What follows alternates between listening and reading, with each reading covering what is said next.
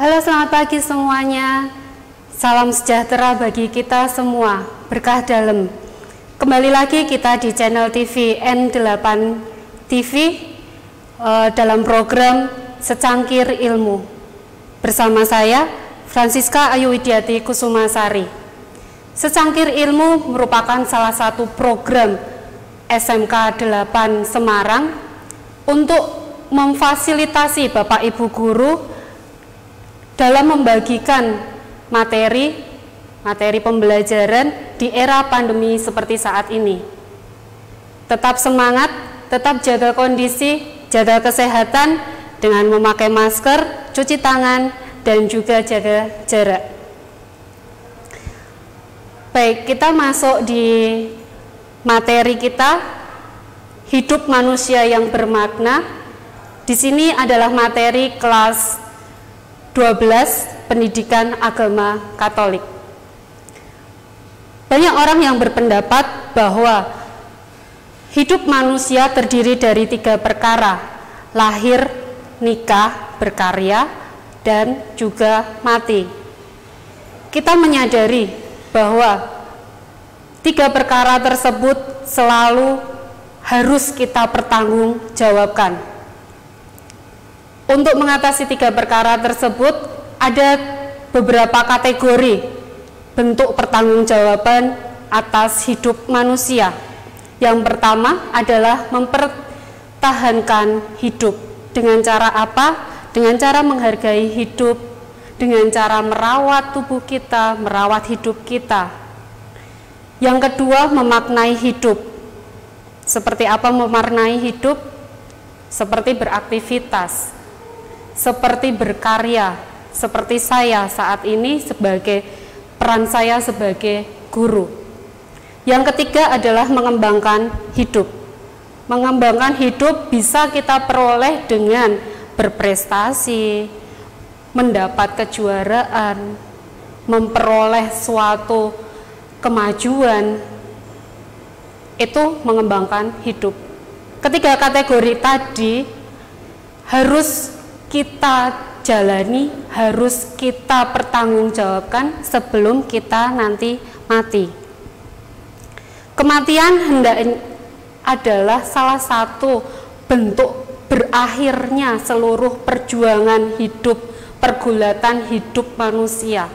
Kematian merupakan saat yang tepat untuk memberikan pertanggungjawaban atas hidup kepada Sang Pencipta. Mumpung masih ada kesempatan, baiklah kita menjalani hidup dengan penuh syukur dan bertanggung jawab. Bagaimana? Apakah kalian sudah menjalani, menyadari akan anugerah kehidupan dari Allah? Next. Lanjut. Ada beberapa pandangan juga tentang kehidupan. Hidup yang kita anut, kita perlu menyadari akan kelahiran hingga kematian. Akan terdapat berbagai kenyataan, peluang, tawaran, dan kemungkinan. Momen kehidupan itulah yang perlu kita isi dan kita maknai sebagai bentuk pertanggungjawaban. Next. Menurut Matius bab 5 ayat 1-12, Yesus mengajarkan bahwa hidup kita sangat bermakna, sangat berharga apabila kita hidup sesuai kehendak Allah. Dengan demikian, kita menjadi orang yang hidup penuh kebahagiaan. Tantangan dari sabda-sabda bahagia adalah agar kita membuka hati bagi Allah dan mempertahankannya, mengubah hidup kita. Tuhan Yesus memberi kelegaan pada mereka yang terpanggil untuk mensyukuri kerajaannya. Sekalipun hidup terasa sangat sengsara, bernasib sial dan tidak pernah nyaman. Namun sebagai pengikut Yesus, kita akan bahagia karena kasih Allah tidak pernah terlepas dari awal sampai akhir. Perlu kita sadari bahwa ketentraman hidup dunia adalah berkat dari Allah yang membuat kita senang. Namun penderitaan dunia juga adalah berkat yang membuat kita semakin bertumbuh. Di sini kita menjadi semakin maju, kita bisa menjadi semakin bertumbuh, kita menjadi semakin bermanfaat bagi kehidupan di dunia ini. Dalam rangka memaknai hidup, kita dapat menentukan sikap, pilihan, komitmen terkait status hidup maupun bidang profesi atau karir. Untuk menanggapi panggilan hidup itu, kita akan diajak untuk mengenal beberapa panggilan hidup. Ada panggilan hidup berkeluarga, panggilan hidup berkarya, dan panggilan hidup membiara. Di sini kita akan membahas tentang panggilan hidup berkeluarga. Panggilan hidup berkeluarga adalah salah satu wujud manusia menjadi rekan kerja Allah dalam melangsungkan karya penciptaannya demi perkembangan hidup dan berlangsungnya generasi hidup manusia. Keluarga dalam pengertian secara umum merupakan unit terkecil dari masyarakat yang terdiri atas kepala keluarga dan beberapa orang yang terkumpul dan tinggal di suatu tempat. Di sini di agama Katolik, sebelum orang melangsungkan perkawinan atau hidup berkeluarga, kita diajak kembali untuk mengenal iman kita. Kita tahu bahwa di agama Katolik mengenal adanya 7 sakramen. 7 sakramen itu dibagi menjadi 3 bagian yang besar. Ada sakramen panggilan, ada sakramen inisiasi, dan juga ada sakramen penyembuhan. Sakramen inisiasi di situ ada sakramen baptis, sakramen imamat, sakramen ekaristi, dan sakramen krisma. Sakramen panggilan ada hidup berkeluarga dan imamat. Untuk sakramen penyembuhan ada rekonsiliasi atau tobat dan juga pengurapan orang sakit. Nah, di sini bisa kita lihat tentang baptis, sakramen ekaristi, dan sakramen krisma. Saat penerimaan sakramen baptis, kita mendapat pelajaran terlebih dahulu, khususnya yang sudah baptis dewasa. Yang baptis anak-anak akan menerima pelajaran saat dia berusia 10 tahun atau kelas 4 SD. Pelajarannya pun juga membutuhkan waktu yang sangat lama, sekitar 6 bulan. Untuk sakramen komuni pertama atau ekaristi juga ada pelajaran terlebih dahulu. Sakramen krisma juga seperti itu. Kita diajak untuk belajar seperti apa toh iman kita. Nah, setelah sakramen krisma biasanya anak-anak itu jarang sekali mendapat pelajaran iman. Setelah sakramen krisma seringnya hanya sekedar yuk misa aja, yuk ke gereja aja, tetapi tidak ada penghayatan akan iman tersebut. Tidak mengenal secara menyeluruh seperti apa toh iman tersebut. Bagaimana iman kita saat itu? Iman kita diajak kembali mengenal iman saat kita mau menikah, saat akan menikah. Di agama Katolik itu kita diajak untuk pelajaran terlebih dahulu, pelajaran tentang hidup berkeluarga, bagaimana toh caranya menghadapi keluarga inti dari pasangan kita.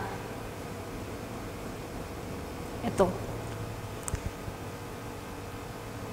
Yohanes Paulus kedua mengatakan Yesus adalah manusia yang mencintai kita lebih dari semua manusia yang membuka misteri hati manusia.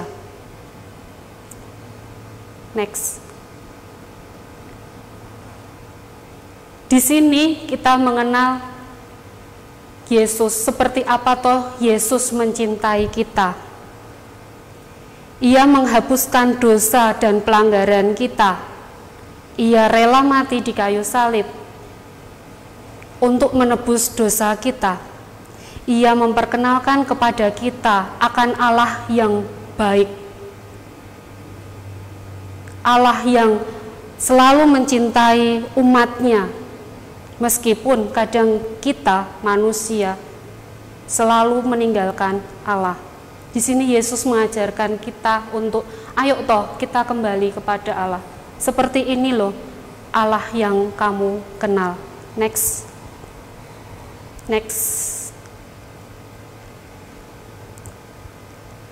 Paus Fransiskus mengatakan bahwa keluarga jadilah seperti seharusnya.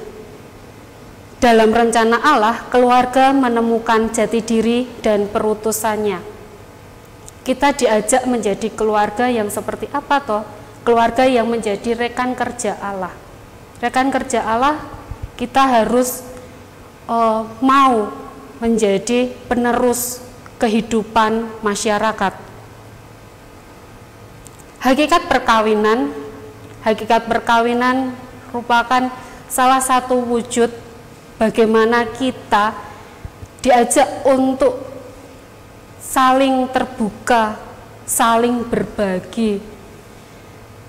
Kita mewujudkan salah satu komunitas intim dan cinta serta hidup suami istri. Intinya adalah konsorsium totius vitae, kebahagiaan seluruh hidup. Hakikat dari perkawinan itu adalah kebahagiaan seluruh hidup. Seluruh hidup apa? Ya lahir, batin, jiwa, raga, psikis. Bukan hanya kebahagiaan sementara, bukan, tapi menyeluruh. Next. Sifat perkawinan. Kita mengetahui bahwa sifat perkawinan dalam Gereja Katolik monogami, tak terceraikan, dan setia seumur hidup. Monogami artinya apa? Monogami adalah satu, memiliki satu pasangan, menikah hanya satu kali seumur hidup. Seumur hidup berarti sampai pasangan kita itu mati. Kita diajak untuk setia. Ada komunikasi di situ, saling berbagi di situ. Lambang kesetiaan ada di Gereja Katolik itu ada burung merpati. Ada juga salah satu wujud atau bentuk bahwa orang ini sudah menikah itu pasti menggunakan cincin perkawinan. Di Jawa sering kita lihat orang yang sudah menikah pasti menggunakan cincin. Kenapa toh lambangnya cincin? Cincin itu terbuat dari emas 24 karat. Maksudnya apa? Emas murni. Cinta kita itu murni. Cinta itu penuh. Cinta itu utuh. Cincin itu juga saat membuat cincin, emas itu harus dilebur. Nah, dilebur di sini mempunyai arti bahwa orang yang menikah harus mampu untuk menyerahkan hidup kita untuk pasangan kita, untuk keluarga kita, bukan egois diri kita sendiri, tetapi kita berkorban, kita merubah diri kita menjadi memenuhi untuk pasangan kita. Kenapa juga cincin itu diletakkan di jari manis, bukan di ibu jari atau jari telunjuk? Ada filosofinya untuk itu. Kenapa cincin itu diletakkan di jari manis? Yuk, mari kita coba dulu ya filosofinya ya. Kita tangkapkan tangan kita buat seperti ini di tangan kita. bawahnya seperti ini. Oke, sudah. Kita anggap bahwa ibu jari adalah orang tua kita.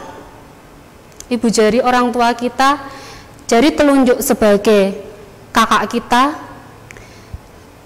jari kelingking sebagai adik kita, dan jari manis sebagai pasangan kita. Kita coba satu-satu, kita buka satu-satu. Pertama kita buka ibu jari terlebih dahulu, seperti ini. Apakah bisa terpisah? Bisa.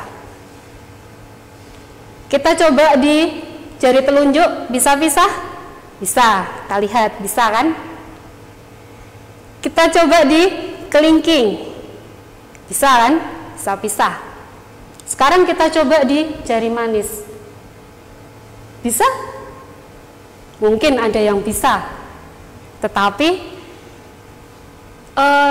banyak orang yang tidak bisa untuk memisahkan kelingking jari manis itu saat ditangkap seperti ini. Itu salah satu filosofi, itu salah satu wujud kenapa cincin perkawinan itu diletakkan di jari manis.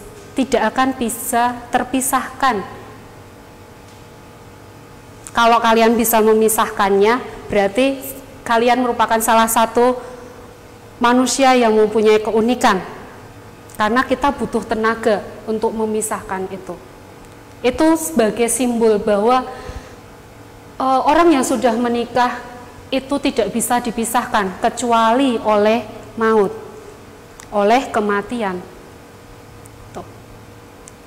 Tujuan dari perkawinan itu sendiri apa toh? Di sini. Kebahagiaan. Kebahagiaan itu bukan hanya kebahagiaan untuk saya tok, untuk istri tok, atau untuk suami. Bukan.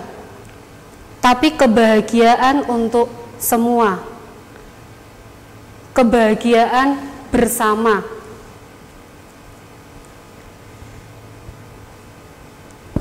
Prokreasi atau kelahiran seorang anak. Dalam gereja Katolik, orang yang mau menikah dituntut untuk, bukan dituntut sih sebetulnya, tapi diarahkan agar kita dalam menikah itu juga memiliki suatu anak, memiliki seorang anak.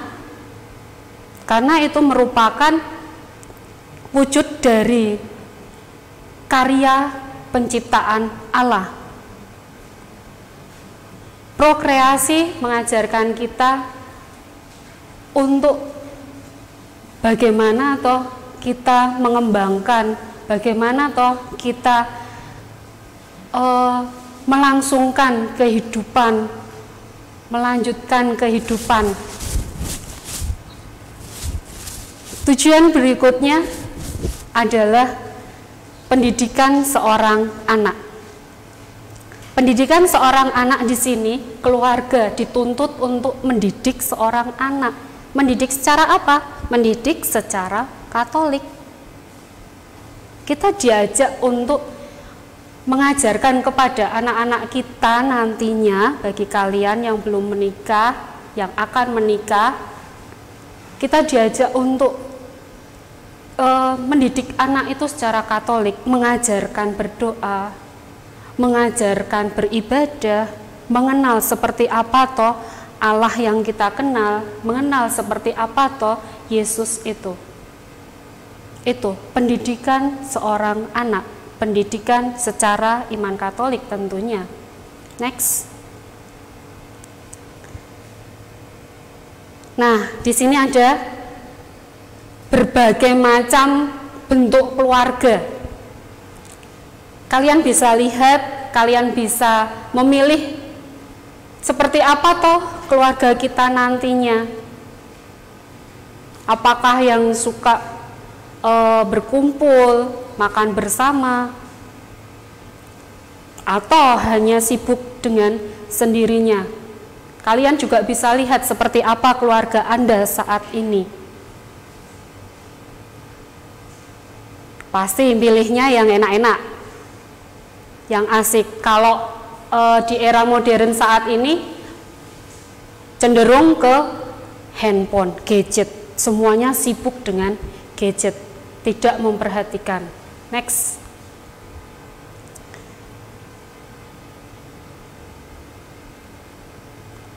Keluarga merupakan sekolah hidup bagi masyarakat. Di sini keluarga diajak untuk terjun ke masyarakat. Kalian pasti juga diajak oleh keluarga kalian atau orang tua kalian untuk aktif dalam masyarakat. Dengan cara apa? Bisa ikut perkumpulan. Kalau di gereja ada PIA, ada PIR, ada OMK. Itu kita diajak di situ terjun dalam masyarakat. Kita juga kadang sama keluarga diajak untuk ikut doa lingkungan, ikut sembayangan di lingkungan, misa di lingkungan. Itu salah satu wujud bahwa keluarga itu menjadi sekolah hidup dalam masyarakat. Kita akan tahu seperti apa toh anak ini. Oh, anaknya baik, anaknya aktif dalam gereja, aktif dalam lingkungan. Berarti keluarganya juga aktif, orang tuanya juga aktif dalam lingkungan. Next. Keluarga merupakan sel terkecil dalam masyarakat. Pembatinan nilai sosial budaya, hidup bersama, bebas, tanggung jawab, berperan dalam masyarakat. Banyak orang Nasrani di masyarakat itu aktif dalam masyarakat dengan cara apa? Memimpin suatu organisasi.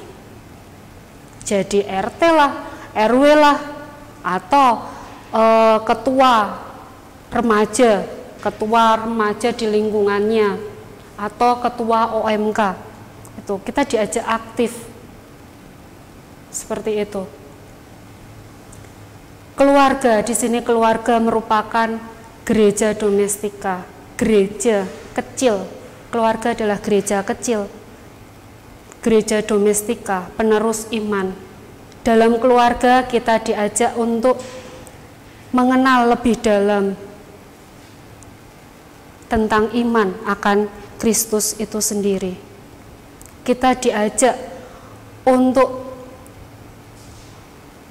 memahami seperti apa toh iman Katolik itu di dalam masyarakat.